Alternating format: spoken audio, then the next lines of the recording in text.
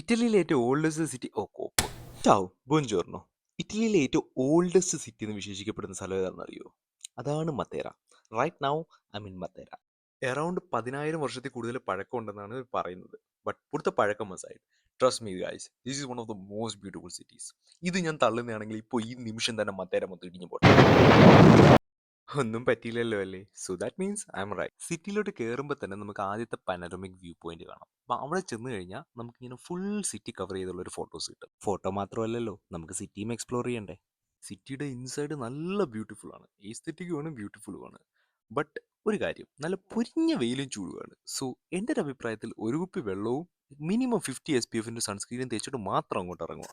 ഇനിയിപ്പോൾ നിങ്ങൾക്ക് മത്തേരയിൽ അക്കോമഡേഷൻ ഇല്ലാന്ന് നോക്കുക. നിങ്ങളുടെ അക്കോമഡേഷൻ എന്നെ പോലെ ചീപ്പായിട്ട് ബാരിയിലാണ് നിങ്ങൾ നോക്കി നോക്കുക. ഇവിടെ ഒരു കാര്യം മാത്രം നമുക്ക് ശ്രദ്ധിക്കാനുണ്ട്.